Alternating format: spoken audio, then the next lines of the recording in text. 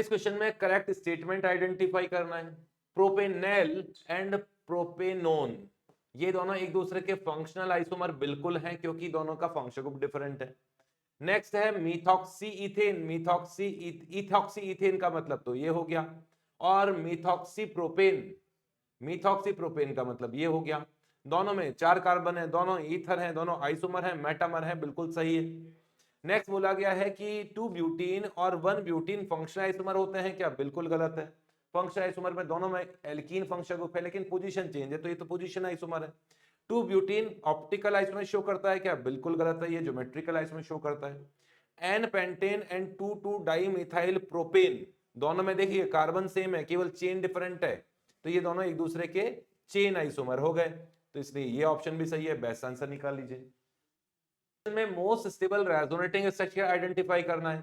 हमें पता है कि जिस रेजोनेटिंग स्ट्रक्चर में पाई बॉन्ड कम होते हैं वो कम स्टेबल होगा, सबसे पहला तरीका तो यही है। तो यहाँ आप पाई बॉन्ड काउंट करें, इसमें पाई बॉन्ड कम है और यहाँ भी पाई बॉन्ड कम है, इन दोनों को तो हटा दीजिए।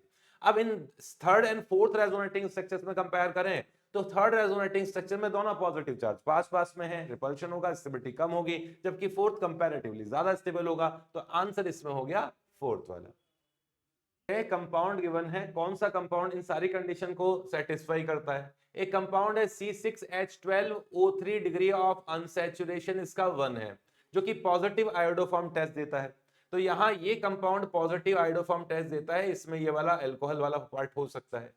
ये कंपाउंड पॉजिटिव आयोडोफॉर्म टेस्ट देता है, परंतु इसमें तो ऑक्सीजन ही 2 है, क्वेश्चन में तो बोला है ऑक्सीजन 3 होनी चाहिए, ये तो वो स्ट्रक्चर ही नहीं है जो क्वेश्चन में पूछ रहा है। ये कंपाउंड आयोडोफॉर्म टेस्ट ही नहीं देता है, ना अल्कोहल ना कीटोनिक वाला पार्ट। इस कंपाउंड में देखिए, इस पार्ट में ये पार्ट आयोडोफॉर्म टेस्ट दे सकता है, ठीक है। अब इन दोनों के अलावा देखते हैं क्या ऑप्शन है। ये कहा है इसी सेम कंपाउंड का हाइड्रोलाइसिस किया एसिडिक मीडियम में, तो जो कंपाउंड बना वो टॉलेंस टेस्ट भी देता है और आयोडोफॉर्म टेस्ट भी देता है।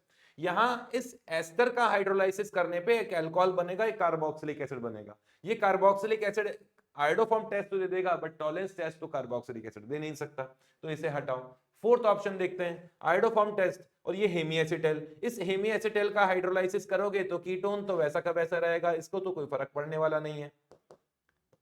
और एक कार्बन फिर दूसरा कार्बन और यहाँ एल्डिहाइड बन जाएगा, साथ में मिथाइल अल्कोहल बनेगा। ये कंपाउंड आयोडोफॉर्म टेस्ट भी दे देगा और ये एल्डिहाइड टॉलेंस टेस्ट भी दे देगा, इसलिए आंसर फोर्थ हो जाना चाहिए।